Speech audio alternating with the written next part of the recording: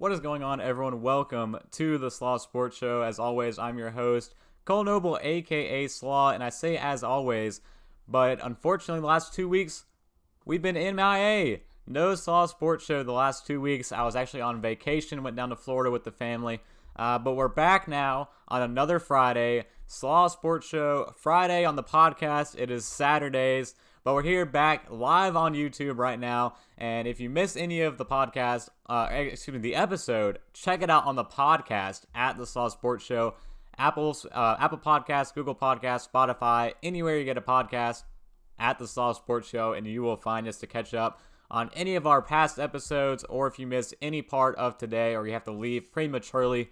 But nevertheless, we're here and we're back. So thank you for joining. And stopping by on this Friday night, kick-starting off the weekend here as we go into it. And I'm not the only one that's back.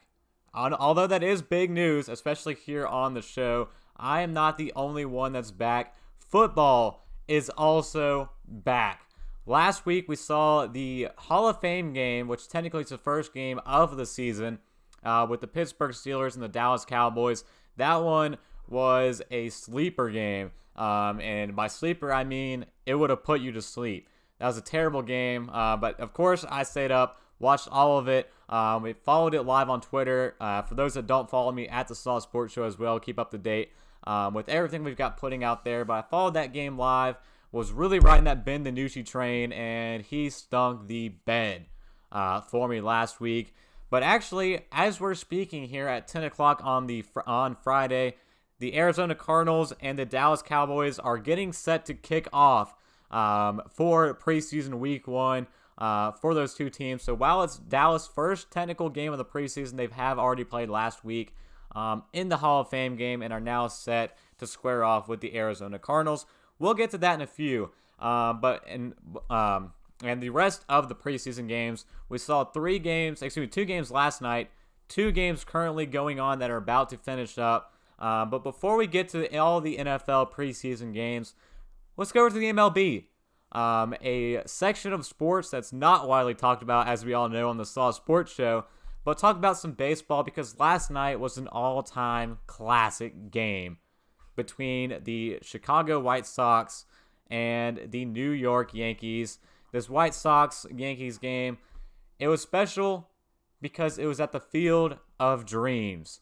And it was a very important game. If you don't know the movie, The Field of Dreams, out in the cornfields, the entire point of the movie is that, is this heaven?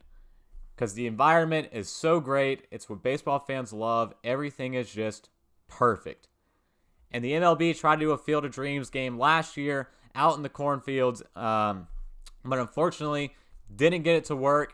This year, they got it done. And last night, let me tell you, it was spectacular. Everything you could have wanted. It started off with Kevin Costner coming out of the cornfields, followed by the team, the players on both sides for both teams, the White Sox and the Yankees. The fans were there. They had, tickets were pretty much impossible to find because this event was sold out completely. And the MLB made tons of money off this game. It was, I believe, the largest regular season game for the past couple of years. I know for this year it was, in terms of viewership, a great game. Multiple home runs were hit into those corn husks. It was absolutely perfect for baseball fans. And it capped off the most beautiful way possible. Yankees top of the 9th, Giancarlo Stanton and Aaron Judge before him homered at the top of the 9th. It looked like the Yankees had it won.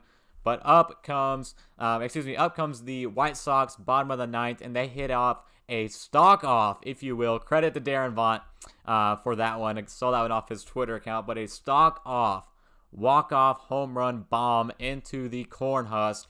The Chicago White Sox walk it off 9-8 at the bottom of the 9th to close out the game. Followed, of course, by fireworks in the corn. I'm not Smokey the Bear, but I don't know if that's 100% safe to shoot off fireworks out in the middle of a cornfield. Just being said, that's not something I have done. But But still, cornhusk, fireworks, home runs, walk-offs, stalk-offs, anything you could have imagined how a Field of Dreams game would be in the MLB. That's how it was. Easily put, spectacular. But the MLB season rolls on after this Field of Dreams game, and in hopes of continuing this event year-round, year after year. So going back to the Field of Dreams, maybe 2 different teams next year, and doing this thing on a yearly basis, not just a once-in-a-lifetime potential that we saw last night. But the Field of Dreams was just spectacular with this White Sox versus Yankees game. With that being said, let's get to football. Football talk. Football's back. We're back. I'm excited. Let's go ahead and get started with the first game of the preseason. Yesterday, 4 teams, 2 games, 1 time, 2 kickoffs at the exact same time, and I loved it. I had 1 game on the laptop, 1 game on the TV. I was dialed into both at the exact time. You guys know how I can be. But let's start off with Washington football team at the New England Patriots. This game was probably the most, I would say, complete game and the most captivating game of the 2 games we saw last night. But we will get to Pittsburgh at Philadelphia after this one. But first, Washington football team took on the New England Patriots in Foxborough. A little bit of some weather issues that were on the horizon. Pretty much the game stayed dry and continued on for the entire game.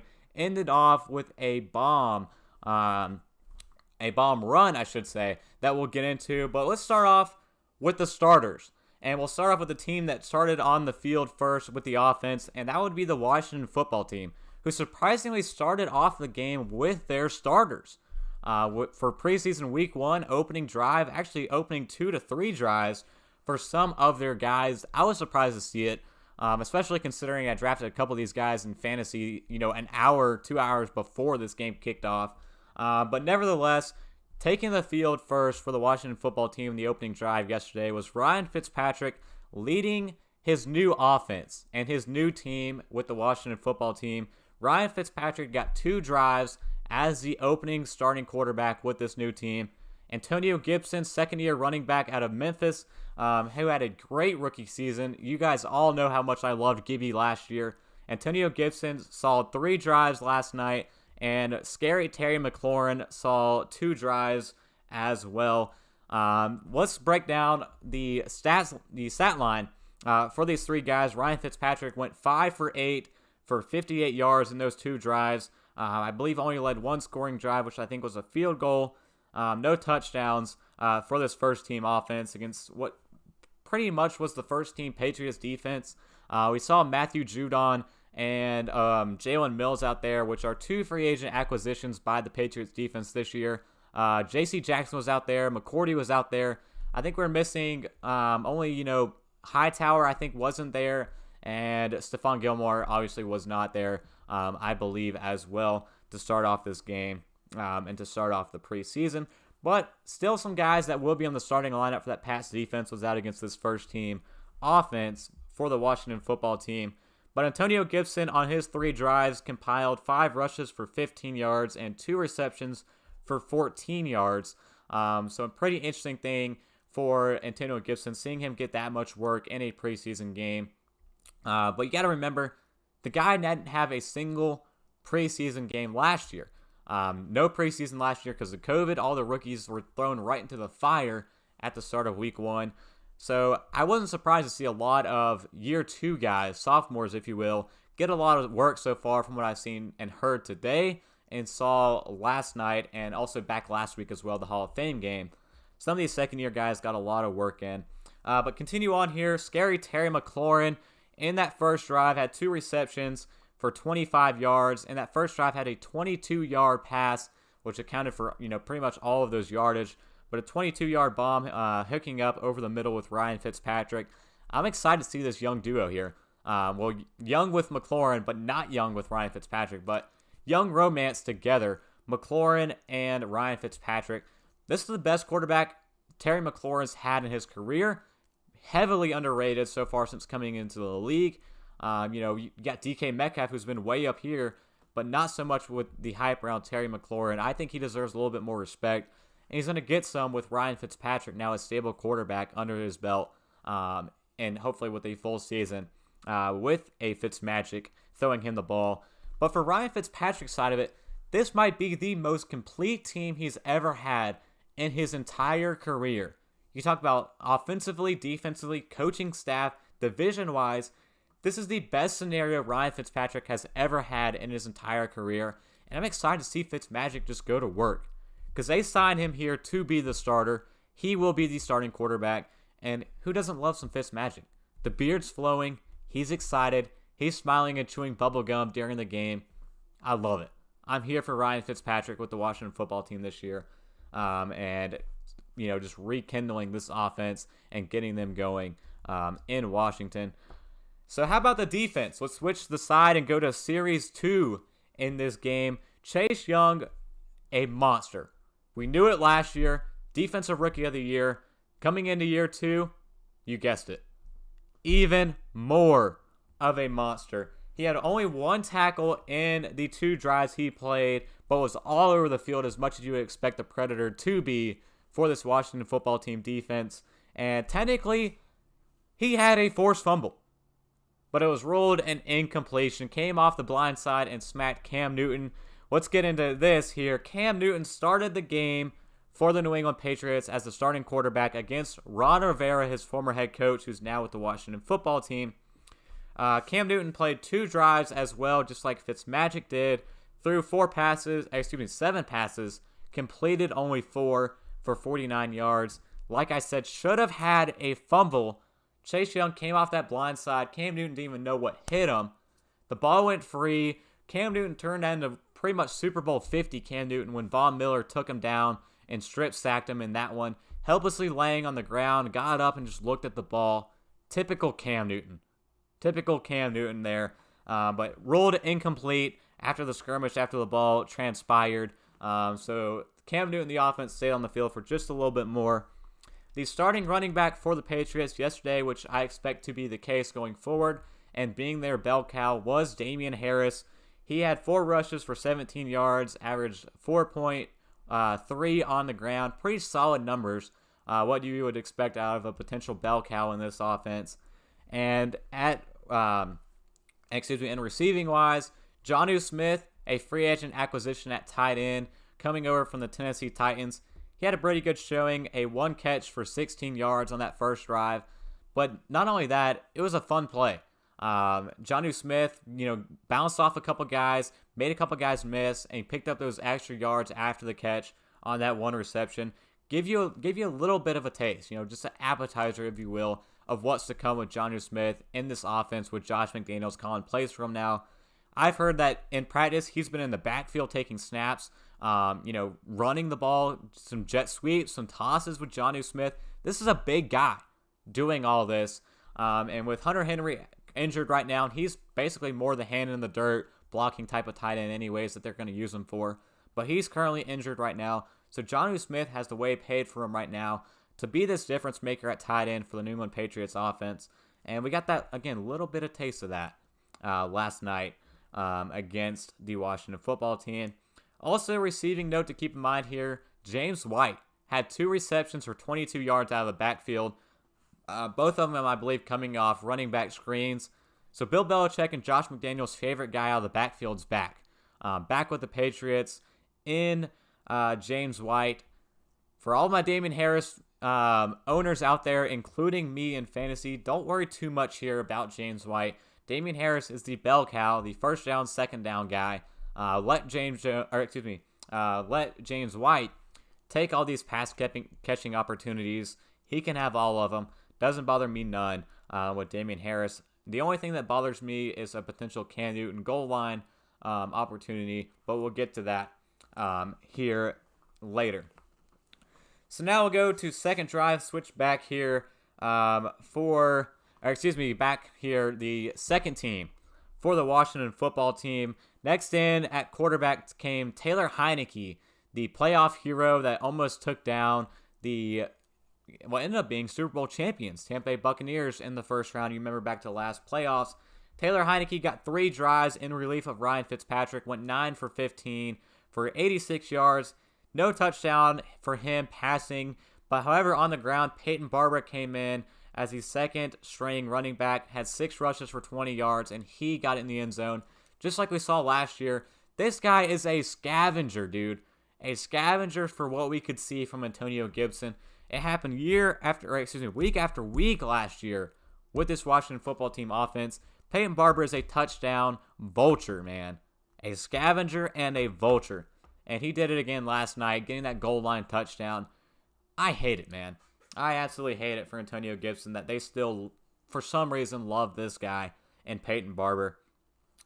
But also, one thing to note, Logan Thomas had a nice reception. I believe it was from Ryan Fitzpatrick on that second drive, going up against Kyle Duggar, a second-year player out of Lenore-Ryan for the Patriots defense. But Logan Thomas at tight end is a sneaky bet for your tight end guys that want a tight end but don't want to reach high in fantasy. Look for Logan Thomas. He had 1 catch for 24 yards. Nice hook up there on that, I believe, either first or second drive. Drives are getting a little bit mumbled up for me here. All this football I've been watching.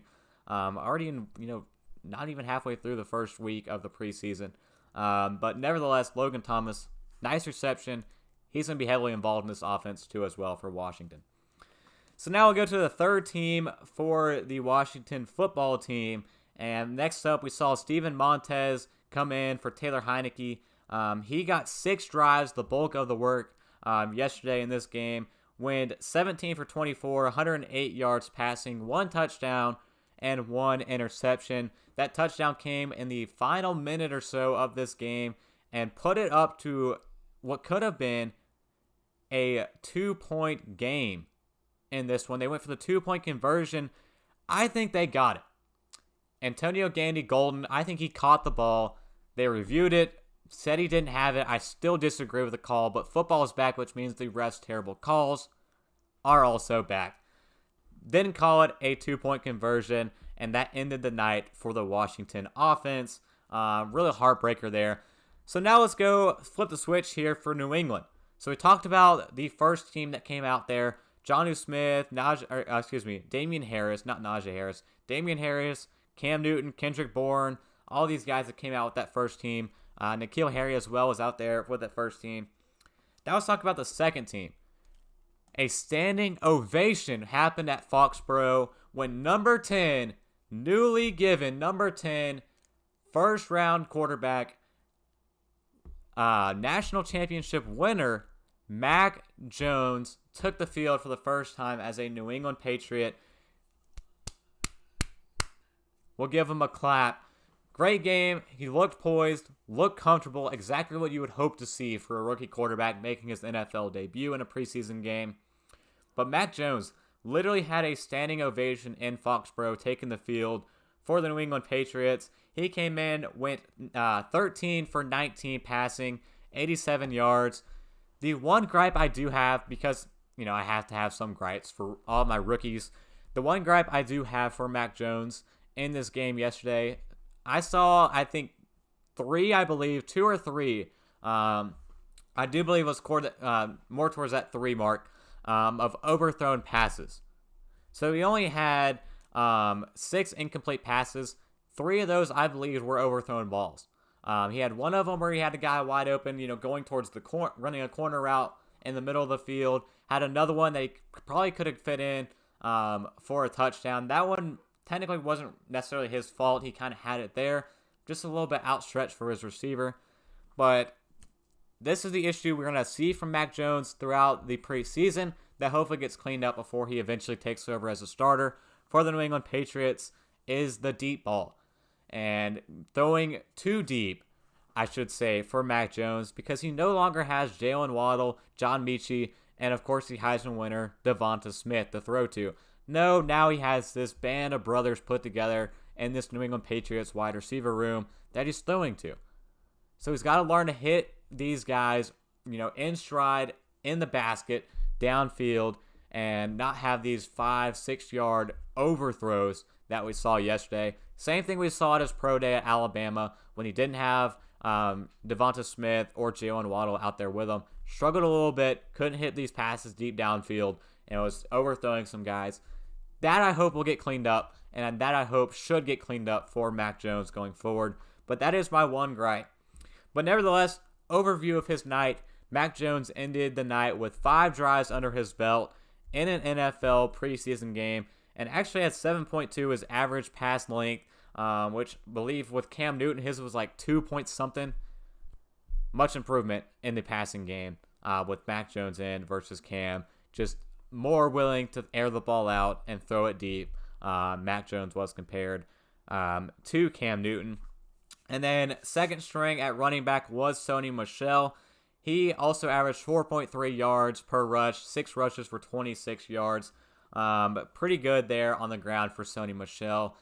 He might be the one you have to worry about if he stays healthy on my Damian Harris owners out there in fantasy in terms of running back situation going on there. And I just want to give a shout out to Jawan Williams on the defense for the Patriots. Picked off Steven Montez on a tip drill. We all love the tip drill picks here on the Slaw Sports Show. So a huge tip drill pick shout out going out to Jawan Williams on the defense for the New England Patriots. But now let's get to the real highlight of this game, and that came when the Bulldozer took the field. The Boomer Sooner of Oklahoma, Ramondre Stevenson. This guy is a literal barreling train, and he made his presence known last night against the Washington football team's 3rd and 4th stringers late in this game in the second half. Finished his night with 10 rushes for 127 yards on the ground, rumbling, and 2 touchdowns. And in all honesty, shouldn't have had that second touchdown, which ended up being a 93-yarder, but it was typical Bill Belichick. So let's get into this one. So we talked about the Steven Montez touchdown and the robbed of the 2-point conversion, which would have tied it up. So less than a minute on the clock, Washington's forced to kick it off to the New England Patriots, who look like they're just going to take the knee and end the game. And that's what they do on first down. First down, they take the knee, but Riverboat Ron Rivera said, "Oh no, sir, we still got a chance. I got my timeouts." Calls a timeout, tees it up after that first down knee. What does Bill Belichick do? All right, screw you, buddy. Pretty much lines up in the same formation almost to run or to pretty much knee the ball. But instead, they snap it, toss it right to Ramondre Stevenson. He gets the edge, beats a guy, I believe it was 45, didn't even have a chance to get him.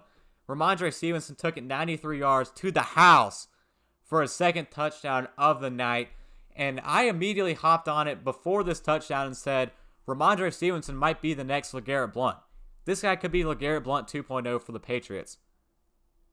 When's the last time LeGarrette Blount's landed a 93-yard touchdown, burning past people down the sideline? Ramondre Stevenson is not LeGarrette Blount. He's got the feet. He's got the speed. Yes, he has the size and power of LeGarrette Blount, but LeGarrette Blount did not nearly have the speed and the quickness we saw from Ramondre Stevenson last night. Am I overreacting? Slightly. I slightly am overreacting on Ramondre Stevenson, but he's a Boomer Sooner guy I loved coming into the draft. Put up 127 yards on the ground. Got to give the guy some respect on the night last night. So let's look into this overview of this game. 22-13 was your final score. Washington side, my main takeaway from this one, this offense is going to be very good. We know this defense is going to be a top-tier defense in the NFL. What we didn't know is how good this offense will be. And I'm here to say, after one preseason, 2 drives of this starting offense, I think the starting offense will be very good for the Washington football team this year. Ryan Fitzpatrick, he's always Fitzmagic beginning of the year, but how long will that magic sustain is going to be the key to this offense. But when the team gets Curtis Samuel back, who's currently dealing with a little bit of an injury situation, when he comes back into this fold with the rest of his team, Logan Thomas, Scary McLaurin, and Antonio Gibson, this offense is going to wreak havoc. My main gripe is the running back situation. You've got to realize Antonio Gibson is your guy. Yes, I drafted him in fantasy. I'm a little bit biased here. But Antonio Gibson, man, come on. He's got to be your guy. Let me pull this up. Running back snap counts from last night for the first 2 drives. The first 2 first-team offense on the field. Let's look at this. Washington halfback snap counts on first and second down after the first 2 drives. So first 2 downs of a series. Antonio Gibson, 8 snaps on first and second down. J.D. McKissick, 2 snaps on first and second down. Peyton Barber, 0 on first and second down. What's a different story here? Washington halfback snap counts on third down the first 2 drives. J.D. McKissick had 3 snaps on third down alone the first 2 drives. Peyton Barber had 1. Gibson, 0. Come on, man. You don't have Gibson on the field at all in these passing down situations. Vultures, man. Peyton Barber and J.D. McKissick are going to be vultures that will hurt Gibson's stock in fantasy. Peyton Barber is going to steal all of these red zone opportunities, all these goal line opportunities for touchdowns, and J.D. McKissick so clearly is going to steal all this backfield work in the passing game. Yes, Antonio Gibson had those 2 receptions, but I think McKissick is that guy. He's going to be the guy they throw to out of the backfield, and I hate it for Antonio Gibson. That's my rant. One more rant on the Patriots side, also dealing with some running backs. If Cam Newton's a starting quarterback for a prolonged period of time this year, he is going to hurt this deep backfield for the Patriots and will absolutely steal all of the carries, all of the opportunities from these guys like a James White, from these guys like a Brandon Baldwin, from these guys like the Boomer Sooner who went to town last night, Ramondre Stevenson, but also guys like Sony Michel and Damian Harris who are set to start week 1 for the Patriots at running back. If Cam Newton's in the lineup and starting, he hurts all the opportunities for these guys going forward this year. He hurts their opportunities in the red zone. He hurts their opportunities with Cam Newton just being a running dual-threat quarterback that he is. With Mac Jones in the lineup, these opportunities will finally come to these other guys on this team. But right now, Cam Newton is hurting these guys in this Patriots backfield, and I'm not going to stand for it. So the sooner we get Mac Jones out there, the sooner the better, I think, for the Patriots. I'm just not a big Cam Newton fan, to be completely honest. But that's just my gripe I have as the takeaway for the Patriots offense.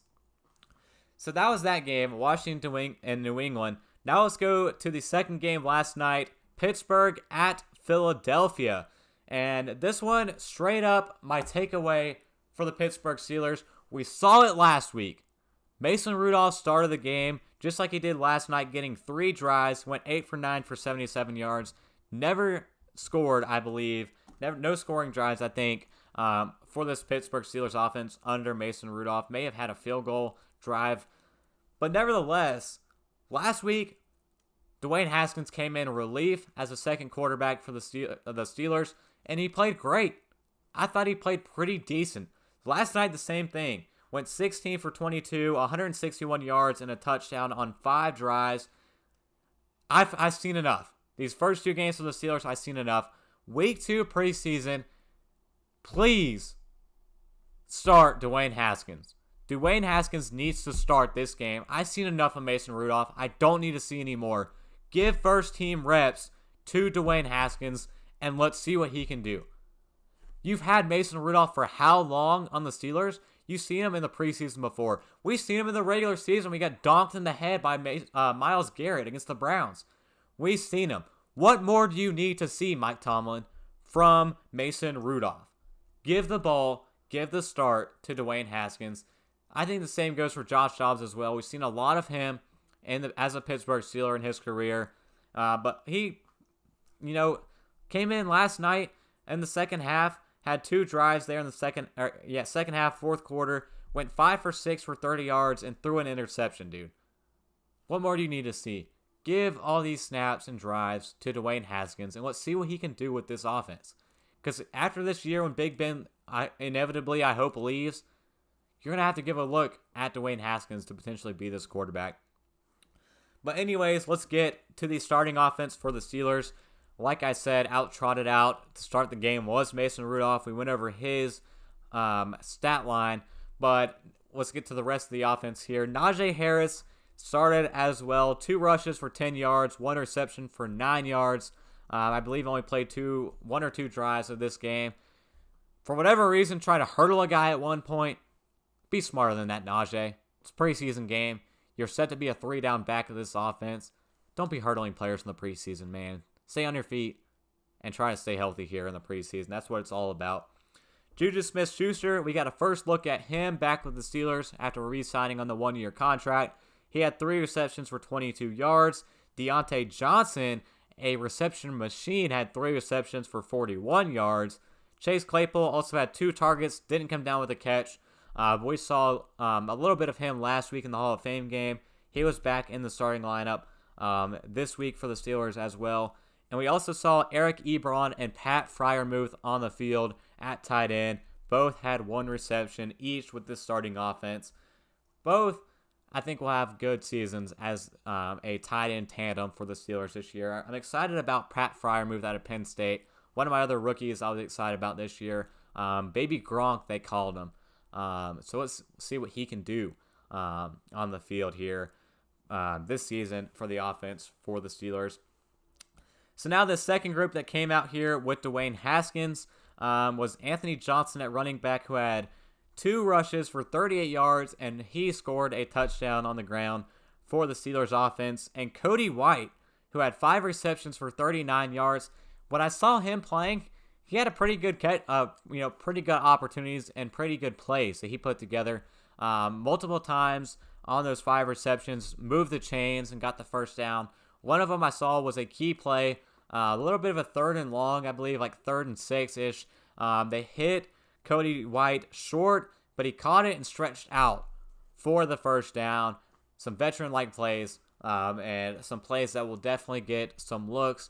You talk about a guy that could, is fighting for a roster spot, like a lot of these players are in preseason.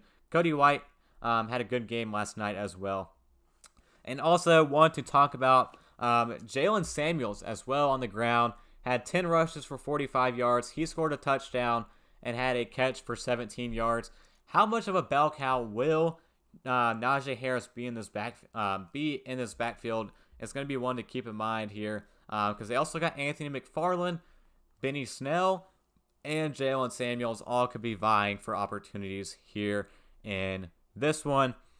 And but that sums it up for the Steelers. Moral of the story, start Haskins next week. Please, Mike Tomlin, start Dwayne Haskins. Get him some first-team reps here with this offense in in Pittsburgh here for Dwayne Haskins. Now let's turn the page for the other team. Go with the Philadelphia Eagles, the home team here. No Devonta Smith. He was up in the booth watching this game in a little suite there he had at Lincoln Financial. So no Devonta Smith, but Jalen Hurts took the field for 2 drives as the starting quarterback. Get a real look at Jalen Hurts as a starter. We didn't honestly get that many looks at him last year since taking over for Carson Wentz, but now looking to be the full first-time starter this year. He went 3 for 7 for 54 yards passing on those 2 drives. Hit the tight ends a lot, which I'm really interested in because Zach Ertz is still on the roster so far through the first week of preseason. Now set in stone for the Philadelphia Eagles. A guy who openly expressed, disinterest with the Eagles and the organization. I thought he was going to end up getting traded potentially, to a team like the Buffalo Bills. Not out of the picture yet, but he's still on roster and playing as of right now. Last night had 2 receptions for 20 yards, and Dallas Goedert, now technically they're tight end 2, maybe projected tight end 1 if Zach Ertz is gone. But Dallas Goedert had 1 catch for a whopping 34 yards from Jalen Hurts as well. And we did see Jalen Reagor, first-round pick from TCU, a real speed burner who had a down year last year as a rookie. He had 2 catches for 20 yards last night with Jalen Hurts throwing him the ball. So that was what we saw the first 2 drives on the offense for the Eagles' first team. How about the second team? 4 drives from Joe Flacco, who proved that he is still elite. Joe Flacco is not settling down. This guy said, I'm not here to be the backup. Joe Flacco is coming out guns blazing last night. Hit Quez Watkins on a screen pass. A catch, take the snap, turn to the left, throw it. 1 yard pass on a screen. Quez Watkins took it 79 yards to the house for a touchdown. Joe Flacco's elite. Don't you forget that. He's a Super Bowl champion who got MVP votes not so long ago with the Baltimore Ravens. He's been on a couple teams since then, but I don't care. Joe Flacco is still elite and deserves some respect here, and give him some. He finished his night with 4 drives, went 10 for 17, 178 yards, and that touchdown we just discussed. Joe Flacco played great, played amazing. He's Joe Flacco, and he is elite. Don't you forget that. So now, the rest of the game, we saw Nick Mullins, who I honestly forgot was a Philadelphia Eagle, until he threw an interception and finished the night with 2 interceptions. This guy played 4 drives. Nick Mullins, formerly of the San Francisco 49ers, played 4 drives, had 1 completion, 5 attempts, 2 interceptions. I don't know what Nick Mullins is doing out there because it was 4th quarter preseason. He's playing against 4-string guys that probably won't even make a roster for the Pittsburgh Steelers, and threw 2 interceptions, only had 1 completion on 4 drives. Not a good look and showing here in this game for Nick Mullins. But storyline here, Jalen Hurts played great with his 2 tight ends, and see what that storyline is going forward throughout the rest of the preseason with these tight ends for the Philadelphia Eagles. Do they keep rolling with 2, or do they eventually trade away Zach Ertz out of this offense? Is something to really keep an eye on here going forward. And another takeaway, the big one we just discussed. Flacco is elite, and he is not settling for QB2. Not saying we have some QB controversy here, but Nick Sirianni, he's got some decisions to make in terms of who starts week 1. All jokes aside, it's going to be Jalen Hurts, but we love us some Joe Flacco here on the Saw Sports Show as well. We're going to take a quick break here for about 3 minutes or so, just get some water, take a little bit of a breather. We come back, we'll talk about the 3 games that are happening tonight. 2 of them have already finished, and the one that kicked off when we kicked off here on the show at 10 o'clock was Dallas and Arizona. We'll talk about that one and talk about the 2 that finalized when we come back here on the Saw Sports Show.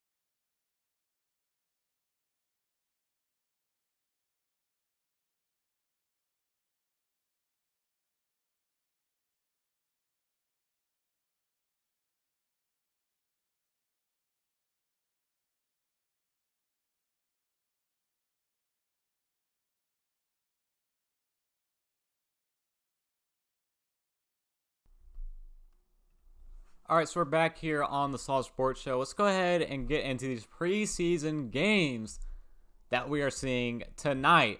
2 of them have already concluded. 1 of them is currently in the works, and we'll give some live updates as we get to it at the end of today's episode. Let's begin with Tennessee at Atlanta.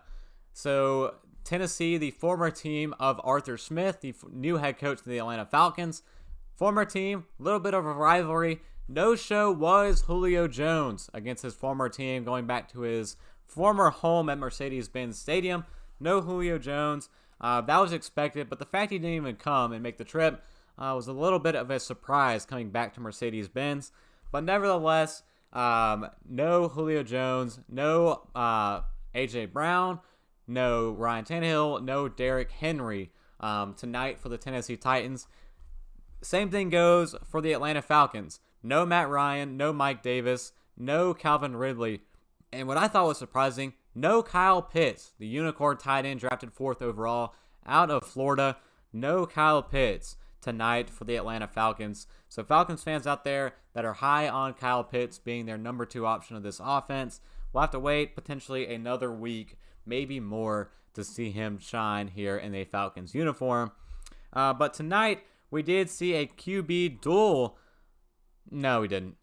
We saw Logan Woodside against A.J. McCarron, and this game was flat out a stinker.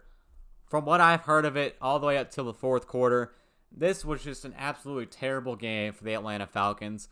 At one point, I was listening to it on the way home here. Shout out to Wes Durham on the call at 92.9. The game, I believe it was, that I was tuning into. But Wes Durham, the voice of the Falcons, Elon Great, another Elon alum, he was on the call, and I believe they were discussing right before the half that the Falcons had 19 yards of offense and had 0 conversions on 3rd down. They were terrible offensively, and credit a lot of it to the Titans defense.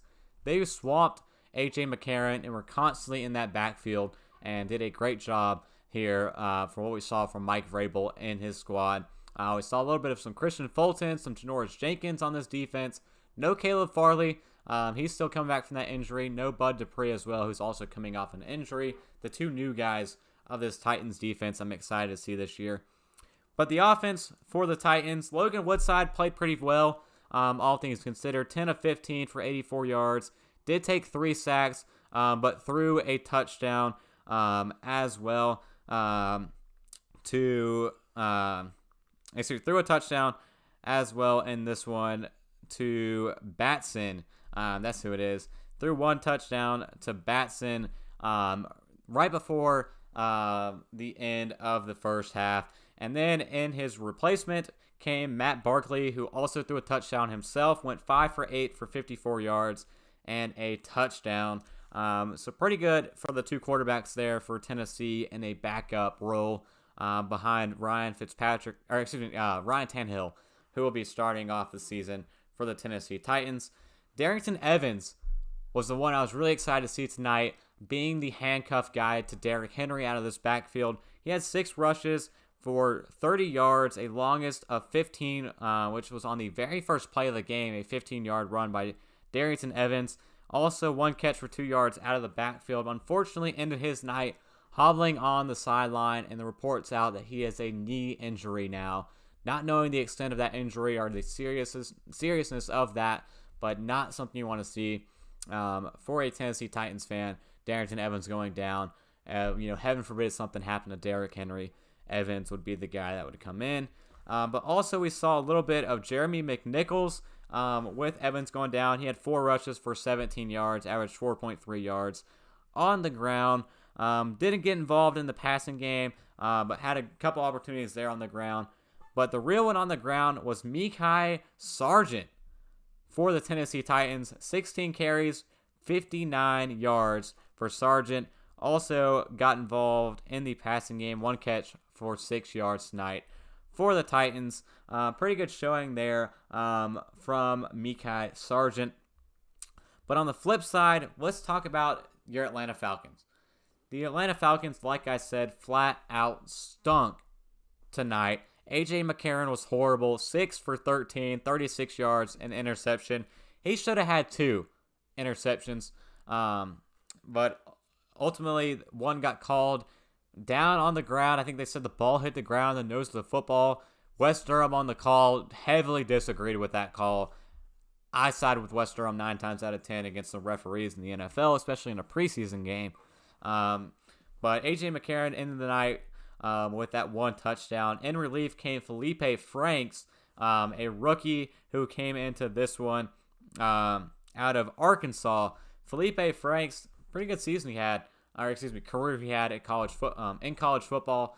Spent a little bit of time, transferred over to Arkansas, finished out his career there, and ended up now coming here with the Atlanta Falcons.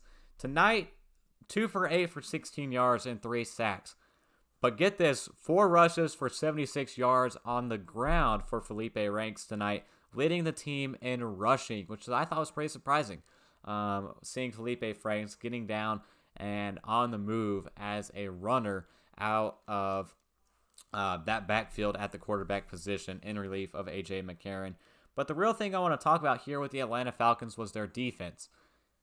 And yeah, I actually want to talk about the Falcons defense. That's widely not considered to be the thing you talk about with the Falcons, given their defensive woes they've had the last couple of years. But Dean Pease, his unit tonight played fairly well. I was impressed with what I saw, what I heard on the call on the way home tonight, and mainly Marlon Davidson, a second-year player out of Auburn, who I loved last year at defensive tackle coming out of the draft. He dealt with some injuries during his rookie year, got COVID and dealt with that. We didn't, really just underperformed and, was underwhelmed personally with what he produced last year as a rookie. Usually a guy who's very high energy, was really down last year as a rookie. But apparently this year, the energy's back. He's juiced up and ready to go. And tonight, he was all over the place. All over the backfield. Seemed like he was in every single play, whether it was a sack, which I believe, no, he didn't get into a sack, a solo sack, but he was in a lot of piles on the quarterback against A.J. McCarron and his 2 sacks. A lot of pile-ups with the running backs there for the Atlanta Falcons. Was in there a lot, making a lot of plays for this defense. Ended the night with 3 solo tackles. So Marlon Davidson, I'm excited for the guy. Happy to see him performing now in his second year. And Richie Grant, rookie safety out of UCF, also played really well. 2 tackles, was flying all over the place here in that secondary. He's the guy I think potentially this Falcons defense can build around for years to come. A second-round pick out of UCF at safety.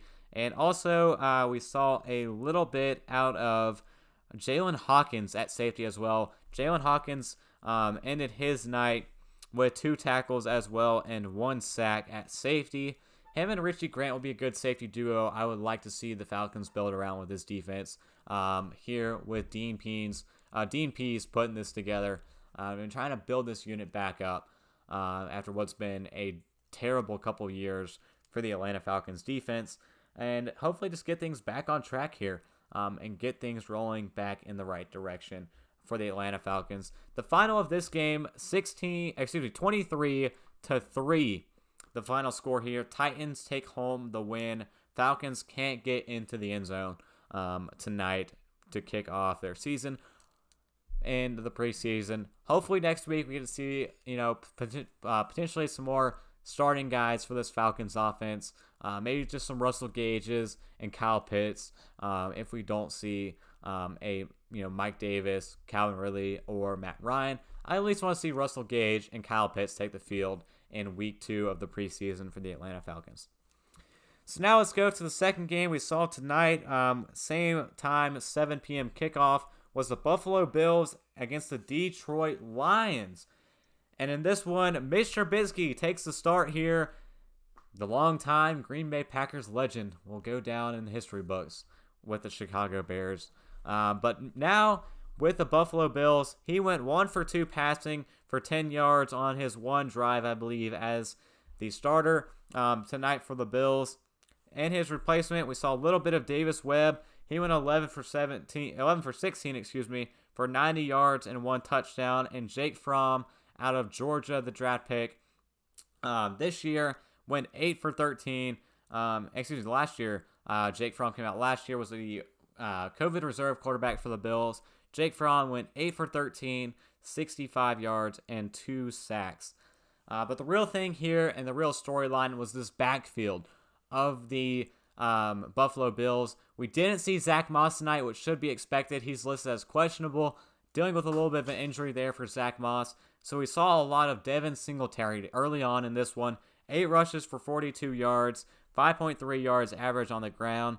And in the passing game, had 1 catch for 6 yards and a score on that 6-yard reception out of Devin Singletary. We saw a little bit of Matt Breida as well, formerly of the San Francisco 49ers and the Miami Dolphins, now turning into one of these traveling veteran players, and Matt Breida. This guy's got some speed on him to watch out for in this backfield. Had 10 rushes, like I said, 24 yards. Out of the backfield, 2 receptions for 15 as well. Matt Breida could get some work here in this Bills backfield this year. During the regular season, he's a player that definitely deserves it, and I think we'll definitely get to see a lot more of him going forward. Unfortunately, who I didn't get to see for the Buffalo Bills, not appearing here on the stat sheet, was Jake Kumarow, my guy from the Green Bay Packers. Aaron Rodgers loves him. This bad man up here, I've got to love him too. Jake Kumrow was the heart and soul of Green Bay Packers preseason. Unfortunately, we let him go after being what Rodgers described as the second best player in the room at wide receiver for the Packers. Last year, he went to the Bills. Didn't play too much during the season. Did get in and got a touchdown during the year. But he's a preseason machine. Unfortunately, I did not get to see him tonight on the field for the Buffalo Bills.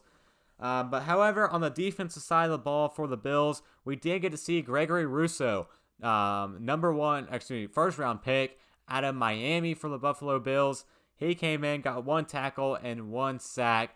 On the stat sheet, again, I didn't get to check this one out as much as I wanted to. Couldn't get a coverage of it on the way home, so I'm going off of what I have here. We did see one of my favorite names in the NFL draft this year, however. We did see Rachad Wildgoose on the field, a cornerback out of Wisconsin. I loved Wildgoose, my favorite name in the draft. He came in, got a tackle, and an assist as well. But who we did not see on this defense for the Bills was Carlos Boogie Basham out of Wake Forest. I don't think, again, he's not on the stat sheet. I didn't get to check the game out. I'll have to rewatch it to make sure. But Boogie Basham, I don't know if he saw the field tonight for this Buffalo Bills defense, which pains me to say.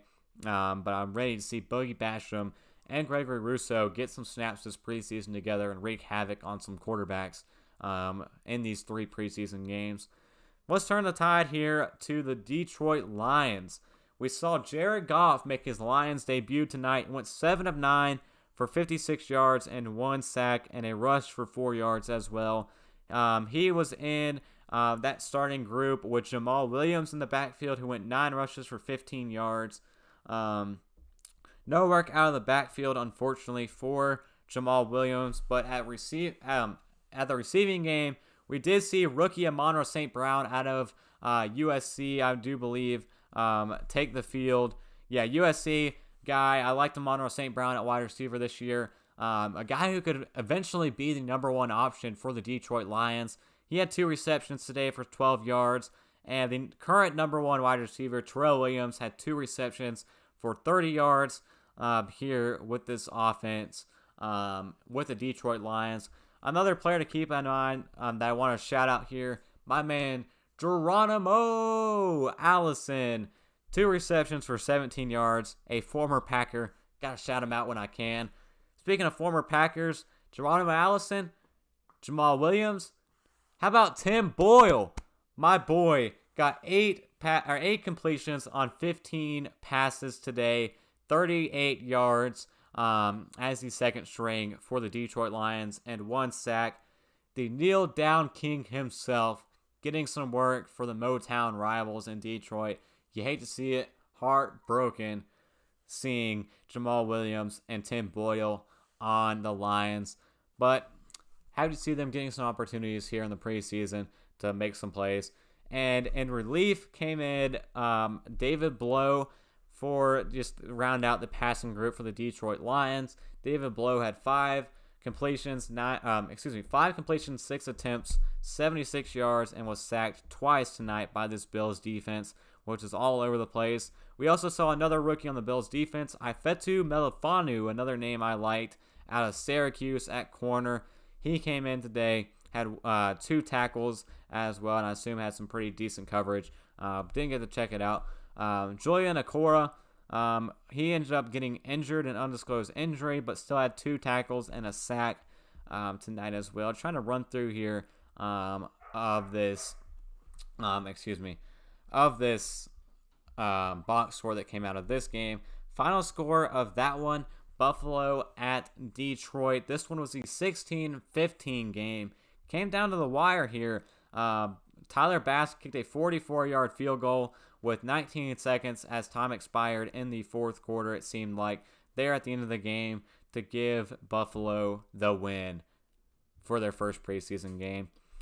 And while we're at it, let's go ahead and check in on Dallas at Arizona. Currently 3-3 game right now. Starter for the Cowboys was Garrett Gilbert, just like we saw last week, with Tony Pollard in the backfield. Michael Gallup got some work at wide receiver as well. And Colt McCoy took the field as a starter for the Arizona Cardinals.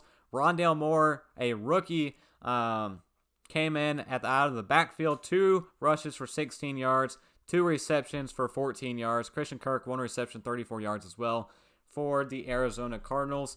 Ben DiNucci is on the horizon for the Dallas Cowboys. This game continues. But real quick, let's look forward to what we have tomorrow and basically tomorrow. 10 games tomorrow night. Actually, tomorrow at 1 o'clock it kicks off. Preseason week 1 continues. What do we have on deck for Saturday's Flaw? Let's get right into it. First one, Bears Fins to keep an eye on. I'm excited for this game tomorrow. I will be watching this one. Tua Tagovailoa getting back with first team reps here. I hope he starts tomorrow for this Dolphins offense and gets back to getting some starting reps here with that number 1 offense. I don't think we're going to see Jalen Waddle. Don't hold me to that, but just coming off an injury that he had in college that last year, don't think we'll see him line up.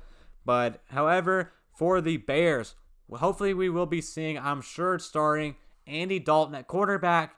We will be seeing Nick Foles as well. And, of course, the debut of Justin Fields, the rookie quarterback who has high hopes this year with the Chicago Bears. We will see him in action tomorrow, making his debut against the Miami Dolphins, Continuing on with the QB battle, let's go to Denver against Minnesota. In this one, the QB battle, I'm interested to see the snap count of this one between Drew Lock and Teddy Bridgewater. Most importantly, who comes out first? Which quarterback takes the field first for the Denver Broncos? I'm excited to see Javonte Williams, the rookie running back out of North Carolina, see if he gets some work tomorrow night against this Minnesota defense. And for Minnesota's side, how about an A&M guy and Kellen Mond at quarterback? Keep an eye on him, a dual threat guy. Dual threat guys always seem to do well in the preseason. Look at Felipe Franks tonight. But hopefully we can see a much more improvement on the passing side from Kellen Mond in this one. Continuing on, running down, Cleveland Browns against the Jacksonville Jaguars. This new look Browns defense taking on Trevor Lawrence, who I assume will get the start tomorrow night for the Jacksonville Jaguars. But what Browns defense will we see? Do we see Jadeveon Clowney and Myles Garrett? Probably not. However, we might be able to see Greedy Williams, Grant Delpit. We will be seeing, I assume, Jeremiah Owusu-Koramoah, and as well as John Johnson in the secondary. Maybe a little bit Denzel Ward mixed in there as well. Donovan Peoples-Jones I'm excited for. And Demetric Felton, I hope, gets a lot of work at running back for this Browns team. I assume we won't probably see Baker in this offense. I don't know. It is preseason. We don't know who trots out there. But I do think we see a lot of Case Keenum for the Cleveland Browns. And continuing on, Houston against the Green Bay Packers. Funny enough and weird to say, this will be the first time in action for Jordan Love. last year's rookie out of Utah State, made headlines this year with Aaron Rodgers, who now, the bad man, is coming back this year for Green Bay, but not for the preseason. Matt LaFleur said he will be out the entire preseason. No Aaron Rodgers this year. No Aaron Jones either, or A.J. Dillon in the preseason this year. So a lot of Keelan Hill out of Mississippi State at running back tomorrow for Green Bay. And Jordan Love will get a healthy dose of opportunities on the field as the quarterback for the Green Bay Packers. So I'm excited to see what he can finally do on the field in a starting game. In a game. He hasn't even dressed out or traveled to a game. Now we get to see him suit up in the Packers uniform and take the field tomorrow night against the Houston Texans. And, of course, Kansas City against San Francisco. I've got to be excited about this one. Jimmy Garoppolo, Kyle Shanahan said, we'll have one drive in this game, and then we get a quarter and a half from Trey Lance, the rookie quarterback out of North Dakota State, who I'm very excited to see this year. I'm really excited and hope he has a lot of promise this year as a rookie and hopefully gets the starting job over Jimmy Garoppolo. That all starts tomorrow with a quarter and a half underway for Trey Lance against the Kansas City defense. And to round it out, let's go with Saints and Baltimore. Another QB snap count to keep in mind here. Taysom Hill and Jameis Winston in this one, but also wide receiver snap counts as well. What's this wide receiver room going to look like for this first team unit for the New Orleans Saints? Because keep in mind, Michael Thomas is out for a prolonged period of time. Could be a month, even longer than that, for an injury. With Michael Thomas, he ended up having surgery on that same injury from last year. A lot of controversy going on there. But what kind of wide receiver snap counts will we see from the New Orleans Saints tomorrow against the Baltimore Ravens? And preseason week 1 concludes with the Panthers taking on the Colts on Sunday. But that's all we have from the Slaw Sports Show this week. Football is back. We're back. Glad to talk some preseason football. A little bit of some Field of Dreams there at the beginning. We got to talk about it as well. Hope you guys enjoyed this episode. If you missed any part of it, check out the episodes and any of our previous ones on Apple Podcasts, Google Podcasts, Spotify, anywhere you get a podcast, even Overcast. Just look up at the Slaw Sports Show and you will be able to find it and catch up on all the things we've done. Haven't done anything the last 2 weeks, but here back again and hope to get back on a normal routine going forward. But that's all the time we have today. Thank you all for tuning in. Thank you all for joining. And until next time, peace.